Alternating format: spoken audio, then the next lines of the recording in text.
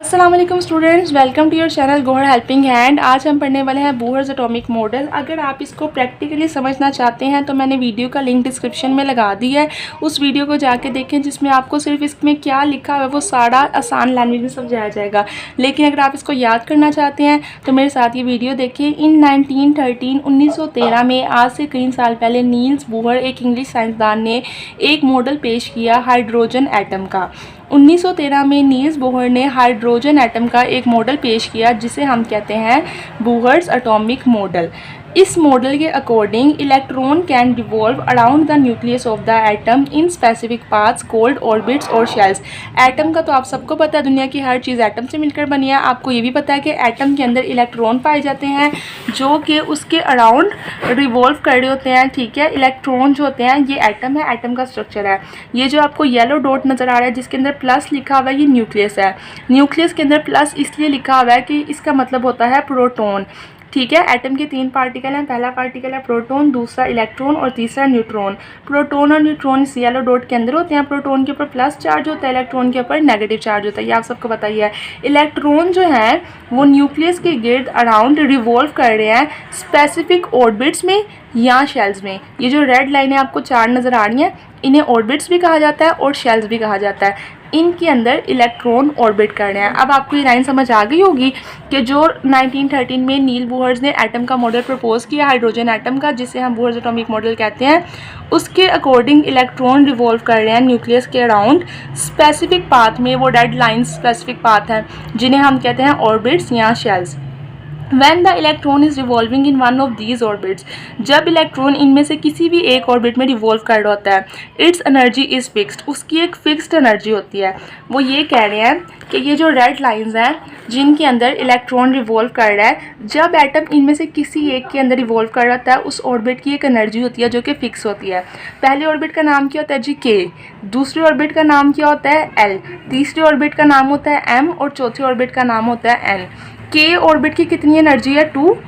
M L orbit की कितनी energy है? 8। एम ऑर्बिट की एनर्जी है 16 और एन ऑर्बिट की एनर्जी है 32। तो वो यही आपको लाइन में बता रहे हैं कि when electrons revolve around in an orbit its energy is fixed. Also when the electron is present in the orbit which is closest to the nucleus, जब इलेक्ट्रॉन एक ऐसे ऑर्बिट में होता है जो न्यूक्लियस के सबसे ज़्यादा पास है, its energy is minimum, उसकी एनर्जी सबसे ज़्यादा कम होती है। ठीक है, वो कह रहे हैं when the electrons in present in an orbit, जो कि न्यूक्लियस के सबसे करीब है, तो उसकी एनर्जी सबसे ज़्यादा कम होगी। जब वो उसके ऐसे उस ऑर्बिट में जाएगा जो न्यूक्लियस से दूर है, तो उसकी एनर्जी उतनी ही ज़्यादा हो जाएगी। ठीक है, तो इलेक्ट्रॉन ऑर्बिट के जितने करीब है एनर्जी उतनी कम है और जितनी दूर है उतनी ही ज़्यादा एनर्जी है आपके पास। तो अब आप आ जाएँ नेक्स्ट लाइन के ऊपर। The orbits that are further away, वो ऑर्बिट्स जो ज़्यादा दूर हैं from the nucleus, possess successively greater energy, उनकी उतनी ही ज़्यादा एनर्जी पाई जाती है। The electron is not allowed to occupy a space in between the orbits, electron को इजाज़त नहीं होती कि वो ऑर्बिट्स के दरमियान में ये जो स्पेस है ना, इसको ऑक्यूपाई कर सके। जो रेड लाइन है ना, अगर वो इस ऑर्बिट में है तो वो इस स्पेस के ऊपर नहीं आ सकते, वो सिर्फ इस ऑर्बिट के अंदर ही घूम सकते हैं। उसके बाद नेक्स्ट लाइन आपकी, since electron present in each shell has a fixed energy, क्योंकि हर इलेक्ट्रॉन जो जिस शेल में है उसकी फिक्स एनर्जी है। These shells are also named as energy levels, इस वजह से इनको शेल्स भी कहा जाता है, इनको ऑर्बिट्स भी कहा जाता है और इनको एनर्जी लेवल्स भी कहा जाता है। ये जो आपको 3-4 रेड लाइंस नज़र आ रही हैं, ये वाली रेड लाइंस, इनके 3 नाम हैं। इनको आपने क्या क्या कहना है? इनको आपकी नील्स बोहर एटॉमिक थ्योरी में ऑर्बिट्स भी कहा गया है। ठीक है, इनको आपकी एनर्जी शेल्स भी कहा गया है, स्पेसिफिक पाथ भी कहा गया है और एनर्जी लेवल्स भी कहा जाता है, क्योंकि इनके अंदर एनर्जी फिक्स होती है। एक जितनी होती है उससे ज़्यादा ना उससे कम। जिसकी 2 है उसकी 2 ही एनर्जी रहनी है। एल शेल की 8 एनर्जी है तो 8 ही रहेगी। The shell which is nearest to the nucleus, वो शेल जो न्यूक्लियस के सबसे ज़्यादा पास है, जिसमें सबसे कम एनर्जी होगी, इस कॉल्ड फर्स्ट शेल, उसे पहला शेल कहा जाता है और उसका नाम है के शेल। ये याद करने वाली लाइन आई है, वो शेल जो न्यूक्लियस के सबसे ज़्यादा क्लोज है, नियरेस्ट है, वो पहला शेल और उसका नाम है K shell. And the electron present in it has a fixed value of energy, और उसके अंदर जो इलेक्ट्रॉन होंगे उनकी फिक्स्ड वैल्यू होगी, उससे ना ज़्यादा ना उससे कम। वो वैल्यू मैंने आपको बता दिया, वो वैल्यू है 2। के शेल के अंदर 2 इलेक्ट्रॉन पाए जा सकते हैं, ना उससे ज़्यादा ना उससे कम। Similarly the second shell will also be at a definite distance from the nucleus. इसी तरह जो सेकंड शेल है ना, जिसका नाम है एल शेल, वो भी न्यूक्लियस से एक स्पेसिफिक डेफिनेट डिस्टेंस पे होता है, which will of course be greater than the first shell, जिसकी एनर्जी ऑफ कोर्स ग्रेटर होगी, ज़्यादा होगी पहले शेल से। बताया ना, जितना पास होगा उतनी एनर्जी कम, उससे थोड़ा दूर है तो इसकी एनर्जी से थोड़ी ज़्यादा होगी। तो कितनी एनर्जी है इसकी? है 8। आपने याद रखना दूसरा शेल जिसका नाम है एल शेल, उसकी एनर्जी से ज़्यादा 8। उसके बाद है and the electron present in it will also possess greater value of energy, और इनके अंदर जो इलेक्ट्रॉन है वो ज़्यादा वैल्यू ऑफ एनर्जी रखते हैं। सिमिलरली इलेक्ट्रॉन में ऑल्सो भी प्रेजेंट इन द थर्ड और हायर शेल्स, इस तरह थर्ड और हायर शेल्स में भी होते हैं। उसके आगे आता है एम शेल, जिसके अंदर 18 इलेक्ट्रॉन्स रखने की एनर्जी होती है। उसके बाद आता है एन, चौथा शेल, जिसके अंदर 32 इलेक्ट्रॉन्स रखने की एनर्जी होती है। 4 शेल बताएं, आप चाहें तो पेपर में अपने पास से इसके आगे लिख देना। के शेल है पहला, दूसरा शेल एल शेल है, ठीक है, एल जिसके अंदर 8 है, के जिसके अंदर 2 है, एम जिसके अंदर 18 और एन जिसके अंदर 32। चलते हैं नेक्स्ट की तरफ। ईच शेल इज फर्दर सब डिवाइडेड इनटू सब शेल्स और ऑर्बिटल्स।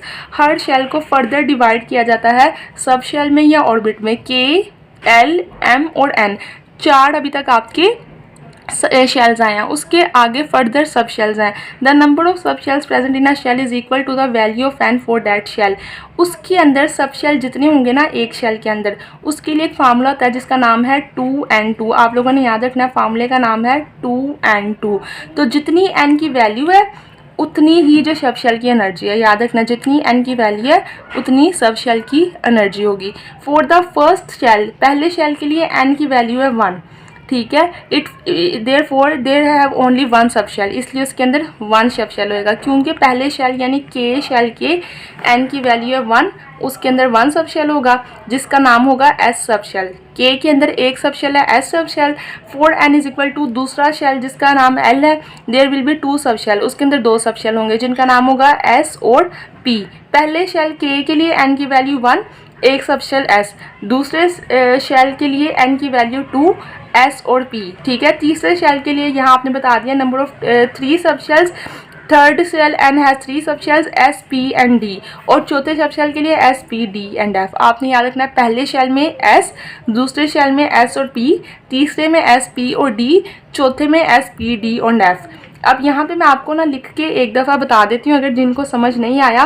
वैसे पैराग्राफ थोड़ा सा ज़रा ना मैंने लिखा उस तरह करके वह के शेल के अंदर एस होता है, एल शेल के अंदर एस और पी होते हैं, एम शेल के अंदर एस, पी और डी सब शेल होते हैं। According to modern approach, electrons are like charge clouds whose location around the nucleus can not be predicted with 100% certainty. यानी कि नील्स बोहर्स की ये एटॉमिक थ्योरी के अकॉर्डिंग इलेक्ट्रॉन्स ऐसे बादल हैं जो कि चार्ज वाले होते हैं, जिनके ऊपर नेगेटिव चार्ज आ जाता है, whose location around the nucleus, जिनकी न्यूक्लियस के पास लोकेशन प्रिडिक्ट नहीं की जा सकती 100% सर्टेनिटी के साथ। यानी कि 100% यकीन के साथ नहीं कहा जा सकता कि इलेक्ट्रॉन इसी एरिया में रिवॉल्व करने हैं, क्योंकि ये ऐसे बादल हैं जो यहाँ से कभी यहाँ आपको मिलेंगे। जैसे आसमान में बादल मूव करते रहते हैं कभी यहाँ से यहाँ, इसलिए आप 100% सर्टेनिटी से 100% यकीन के साथ नहीं कह सकते कि इलेक्ट्रॉन्स की लोकेशन बता नहीं सकते। All we can say is that there is a certain probability of finding the electron at a certain probable distance from the nucleus. हम तकरीबन यही कह सकते हैं कि प्रोबेबिलिटी का मतलब है कि हो सकता है, ज़्यादातर चांसेस है, ज़्यादा चांसेस है। प्रोबेबिलिटी का मतलब है कि ज़्यादा चांसेस है कि इलेक्ट्रॉन इस जगह पर पाए जाएं न्यूक्लियस के पास। इस पूरे पैराग्राफ का मकसद ये है कि इलेक्ट्रॉन चार्ज्ड क्लाउड्स हैं, यानी कि चार्ज वाले बादल हैं, और 100% 100% यकीन के साथ प्रिडिक्ट नहीं किया जा सकता कि इलेक्ट्रॉन्स की लोकेशन क्या है। सिर्फ यही कहा जा सकता है कि प्रोबेबिलिटी है, यानी कि ज़्यादा चांसेस हैं कि इलेक्ट्रॉन न्यूक्लियस के गिर्द इस जगह पे पाए जा सकते हैं। उसके अलावा आपके यहाँ पे एक छोटी सी इंटरेस्टिंग इन्फॉर्मेशन आती है। The largest atom caesium is approximately 9 times bigger than the smallest atom helium. यानी कि पीरियोडिक टेबल का सबसे बड़ा एटम सीजियम, जो कि पीरियोडिक टेबल में सबसे लार्जेस्ट एटम है, वो आपका सबसे बड़ा एटम है जिसका एटॉमिक नंबर है 56। आपने याद रखना है, एटॉमिक नंबर 56 इलेक्ट्रॉन्स वाला सबसे बड़ा एटम पीरियोडिक टेबल के सबसे छोटे एटम हीलियम जिसका एटॉमिक नंबर है 2। ठीक है, आपने याद रखना है पीरियोडिक टेबल का सबसे छोटा एटम वैसे हाइड्रोजन है, लेकिन एटॉमिक नंबर के लिहाज से हीलियम, और सबसे बड़ा सीजियम 56 इलेक्ट्रॉन्स वाला और 2 इलेक्ट्रॉन्स वाला। ये आपके एमसीक्यूज आ जाएगा, इसके ऊपर आप लिख लीजिए इंपॉर्टेंट एमसीक्यूज है ये आपका पेपर के लिए। पेपर में पूछा जाएगा कि लार्जेस्ट एटम कौन सा है, आपने बताना है सीजियम, और स्मॉलेस्ट एटम कौन सा है, हीलियम। वैसे आपकी स्नीक पीक है कि आपने सीजियम का एटॉमिक नंबर है 56 और हीलियम का है 2। आगे continue to the paragraph. In order to find out the number of electrons which can be accommodate in this extra nuclear shells, ये न्यूक्लियर शेल्स जो कि मैंने आपको बताए हैं एस, पी, डी और एफ, इनके अंदर कितने कितने इलेक्ट्रॉन्स आ सकते हैं, ये सिखाने के लिए आपको उन्होंने एक फार्मूला दिया है जो कि है 2n2। In order to find, जानने के लिए, द नंबर ऑफ इलेक्ट्रॉन्स की तादाद विच कैन बी अकोमोडेटेड, जो रखी जा सकती है in these extra nuclear shells, in extra nuclear shells में। एक्स्ट्रा न्यूक्लियर शेल्स कौन से हैं जी, एस, पी, डी और एफ। एस, पी, डी और एफ, इन एक्स्ट्रा न्यूक्लियर शेल्स में जो इलेक्ट्रॉन्स की तादाद रखी जा सकती है, the scientist have devised a formula, scientist ने हमें एक फार्मूला दिया है जिसका नाम है 2n2 formula, where n can have values 1, 2, 3 and so on, and they represent the number of shells. अच्छा, इस पूरे पैराग्राफ का मतलब ये है कि साइंटिस्ट ने एक फार्मूला बनाया है जिसका नाम है 2n2 फार्मूला, जिसके ज़रिए हम एक्स्ट्रा न्यूक्लियर शेल्स कौन से हैं, एस, पी, डी और एफ, उनके अंदर कितने इलेक्ट्रॉन्स अकोमोडेट किए जा सकते हैं, रखे जा सकते हैं, हम ये जान सकते हैं। इस फार्मूले में 2n2 में n की वैल्यू 1 भी हो सकती है, 2 भी हो सकती है, 3 भी हो सकती है, और ये रिप्रेजेंट करते हैं नंबर ऑफ शेल्स को। यानी कि पहला शेल है तो n की वैल्यू 1 होगी, दूसरा शेल है तो n की वैल्यू 2 होगी, तीसरा शेल है तो n की वैल्यू 3 और चौथा शेल है तो n की value 4। Shells have also been named as K, L, M, N। बताया ना मैंने आपको शेल्स के नाम है K, L, M और N, जैसे कि ये फर्स्ट शेल है K, second shell L, third shell M और चौथा शेल N। तो ये शेल्स की तादाद आपको आ गई है। अब हम continue to the paragraph. And when the value of n is 1, जब आपके n की वैल्यू 1 है, यानी कि बात हो रही है K शेल की। ठीक है, K शेल में n की वैल्यू आपकी 1। When the value of n is 1 it means the first और K शेल, इसका मतलब है कि पहला shell K shell and the maximum number of electrons which can be present in the shell is 2। इसका मतलब है कि K शेल के अंदर, इस फार्मूले के अंदर 2 इलेक्ट्रॉन्स आ सकते हैं। कैसे आ सकते हैं कि जी हम, अब ये आपको थोड़ा सा जो है समझना पड़ेगा। According to modern approach, electrons are like charged clouds whose location around the nucleus cannot be predicted with 100% certainty। यानी कि नील्स बोहर्स की ये एटॉमिक थ्योरी के अकॉर्डिंग इलेक्ट्रॉन्स ऐसे बादल हैं जो कि चार्ज्ड वाले होते हैं, जिनके ऊपर नेगेटिव चार्ज आ जाता है, whose location around the nucleus, जिनकी न्यूक्लियस के पास लोकेशन प्रिडिक्ट नहीं की जा सकती 100% सर्टेनिटी के साथ, यानी कि 100% यकीन के साथ नहीं कहा जा सकता कि इलेक्ट्रॉन इसी एरिया में रिवॉल्व कर रहे हैं, क्योंकि ये ऐसे बादल हैं जो यहाँ से कभी यहाँ आपको मिलेंगे। जैसे आसमान में बादल मूव करते रहते हैं कभी यहाँ से यहाँ, इसलिए आप 100% सर्टेनिटी से 100% यकीन के साथ नहीं कह सकते कि इलेक्ट्रॉन्स की लोकेशन बता नहीं सकते। All we can say is that there is a certain probability of finding the electron at a certain probable distance from the nucleus.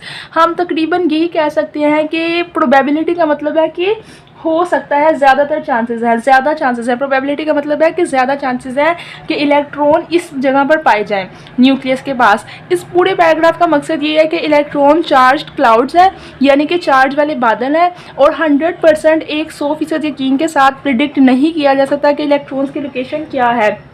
सिर्फ यही कहा जा सकता है कि प्रोबेबिलिटी है, यानी कि ज़्यादा चांसेस हैं कि इलेक्ट्रॉन न्यूक्लियस के गिर्द इस जगह पे पाए जा सकते हैं। उसके अलावा आपके यहाँ पे एक छोटी सी इंटरेस्टिंग इन्फॉर्मेशन आती है। The largest atom caesium is approximately 9 times bigger than the smallest atom helium. यानी कि पीरियोडिक टेबल का सबसे बड़ा एटम सीजियम, जो कि पीरियोडिक टेबल में सबसे लार्जेस्ट एटम है, वो आपका सबसे बड़ा एटम है जिसका एटॉमिक नंबर है 56। आपने याद रखना है एटॉमिक नंबर 56 इलेक्ट्रॉन्स वाला सबसे बड़ा एटम पीरियोडिक टेबल के सबसे छोटे एटम हीलियम जिसका एटॉमिक नंबर है 2। ठीक है, आपने याद रखना है पीरियोडिक टेबल का सबसे छोटा एटम वैसे हाइड्रोजन है, लेकिन एटॉमिक नंबर के लिहाज से हीलियम, और सबसे बड़ा सीजियम 56 इलेक्ट्रॉन्स वाला और 2 इलेक्ट्रॉन्स वाला। ये आपके एमसीक्यूज आ जाएगा, इसके ऊपर आप लिख लीजिए इंपॉर्टेंट एमसीक्यूज है ये आपका पेपर के लिए। पेपर में पूछा जाएगा कि लार्जेस्ट एटम कौन सा है, आपने बताना है सीजियम, और स्मॉलेस्ट एटम कौन सा है, हीलियम। वैसे आपकी स्नीक पीक है कि आपने सीजियम का एटॉमिक नंबर है 56 और हीलियम का है 2। आगे continue to the paragraph. In order to find out the number of electrons which can be accommodate in this extra nuclear shells. ये न्यूक्लियर शेल्स जो कि मैंने आपको बताए हैं S, P, D और F, इनके अंदर कितने कितने इलेक्ट्रॉन्स आ सकते हैं, ये सिखाने के लिए आपको उन्होंने एक फार्मूला दिया है जो कि है 2n2। In order to find, जानने के लिए, द नंबर ऑफ इलेक्ट्रॉन्स की तादाद विच कैन बी अकोमोडेटेड, जो रखी जा सकती है in these extra nuclear shells, in extra nuclear shells में। एक्स्ट्रा न्यूक्लियर शेल्स कौन से हैं जी, S, P, D और F। S, P, D और F, इन एक्स्ट्रा न्यूक्लियर शेल्स में जो इलेक्ट्रॉन्स की तादाद रखी जा सकती है। The scientist have devised a formula, scientist ने हमें एक फार्मूला दिया है जिसका नाम है 2n2 formula, where n can have values 1, 2, 3 and so on, and they represent the number of shells. अच्छा, इस पूरे पैराग्राफ का मतलब ये है कि साइंटिस्ट ने एक फार्मूला बनाया है जिसका नाम है 2n2 फार्मूला, जिसके ज़रिए हम एक्स्ट्रा न्यूक्लियर शेल्स कौन से हैं, S, P, D और F, उनके अंदर कितने इलेक्ट्रॉन्स अकोमोडेट किए जा सकते हैं, रखे जा सकते हैं, हम ये जान सकते हैं। इस फार्मूले में 2n2 में n की वैल्यू 1 भी हो सकती है, 2 भी हो सकती है, 3 भी हो सकती है, और ये रिप्रेजेंट करते हैं नंबर ऑफ शेल्स को। यानी कि पहला शेल है तो n की वैल्यू 1 होगी, दूसरा शेल है तो n की वैल्यू 2 होगी, तीसरा शेल है तो n की वैल्यू 3 और चौथा शेल है तो n की value 4। Shells have also been named as K, L, M, N। बताया ना मैंने आपको शेल्स के नाम है K, L, M और N। जैसे कि ये फर्स्ट शेल है K, second shell L, third shell M और चौथा शेल N। तो ये शेल्स की तादाद आपको आ गई है। अब हम continue to the paragraph. And when the value of n is 1, जब आपके n की वैल्यू 1 है, यानी कि बात हो रही है K शेल की, ठीक है, K शेल में n की वैल्यू आपकी 1। When the value of n is 1 it means the first और K शेल, इसका मतलब है कि पहला shell K shell and the maximum number of electrons which can be present in the shell is 2। इसका मतलब है कि K शेल के अंदर, इस फार्मूले के अंदर 2 इलेक्ट्रॉन्स आ सकते हैं। कैसे आ सकते हैं कि जी हम, अब ये आपको थोड़ा सा जो है समझना पड़ेगा। 2 फार्मूला जो है वो सीखने के लिए आपको ये देखना पड़ेगा, K शेल पहला शेल है, उसके लिए फार्मूला है 2n2। 2 की जगह हम 2 ही लिखेंगे, K शेल का नंबर है 1, n की जगह हम लिख देंगे 1, ऊपर जो स्केयर है वैसे ही रहेगा। 2 मल्टीप्लाई 1 का स्केयर, 1 का स्केयर होता है 1, 2 मल्टीप्लाई 1, 2 1 ज़ा 2। तो आपके K शेल के अंदर 2 इलेक्ट्रॉन्स आ सकते हैं। इन्होंने ये बुक के अंदर नहीं दिया हुआ, लेकिन आपको समझाने के लिए सीखना ज़रूरी है। दूसरा शेल आपका L2n स्केयर, फार्मूला है 2n स्केयर, 2 मल्टीप्लाई, दूसरे शेल का नंबर है 2, 2 लगाया n की जगह और स्केयर की जगह स्केयर, 2 मल्टीप्लाई 2 का स्केयर, 2 मल्टीप्लाई 2 का स्केयर होता है 4 और 2 मल्टीप्लाई 4 इज इक्वल 8। तो L शेल के अंदर जो इलेक्ट्रॉन्स आ सकते हैं वो होते हैं 8।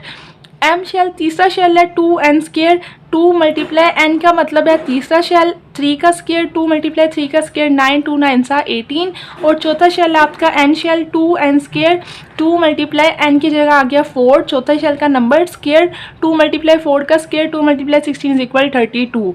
S, P, D और F सब शेल्स हैं, और जो है आपके ये नंबर्स की तादाद है 2, 8, 18 और 32। ये वो नंबर्स हैं जो आपके इन शेल्स के अंदर रखे जा सकते हैं। फार्मूले से निकाले गए हैं, कौन से फार्मूले से, 2n स्केयर्स वाले।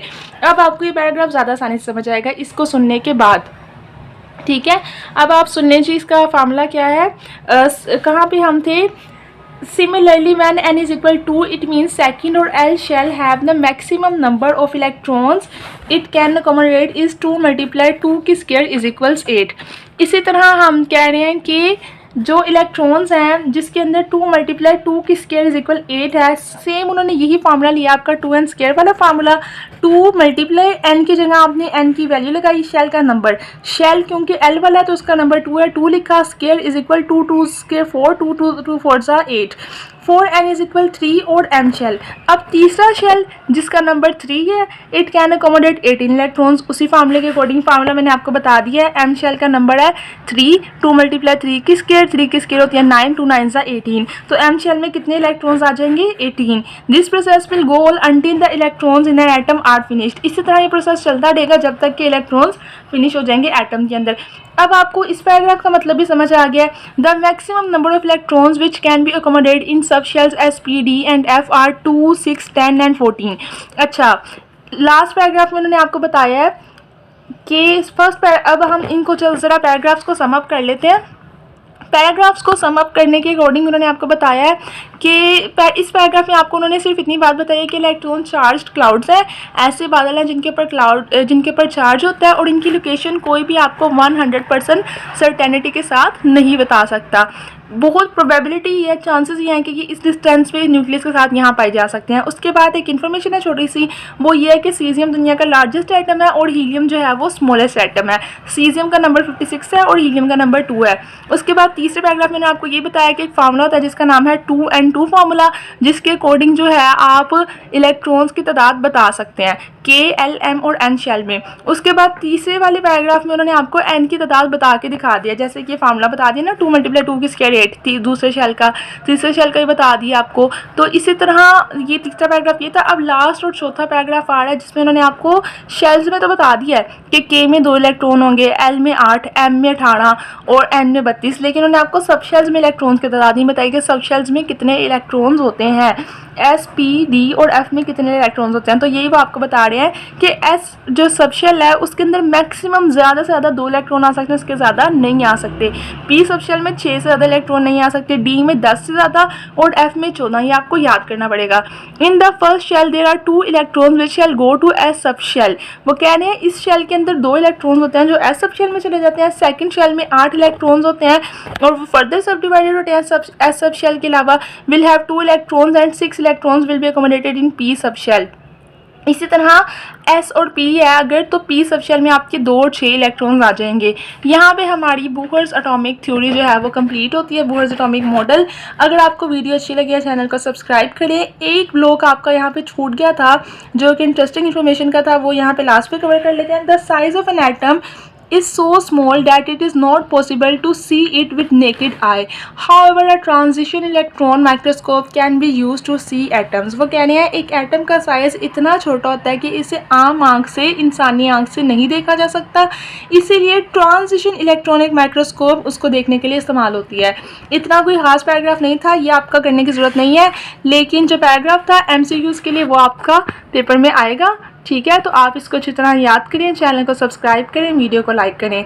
नेक्स्ट टॉपिक आपको जो सिखाया जाएगा वो एटॉमिक नंबर और मैथ्स नंबर है। कमेंट में लिखिए अगर आप मुझसे ये टॉपिक सीखना चाहते हैं तो। थैंक यू फॉर गोरा हेल्पिंग हैंड।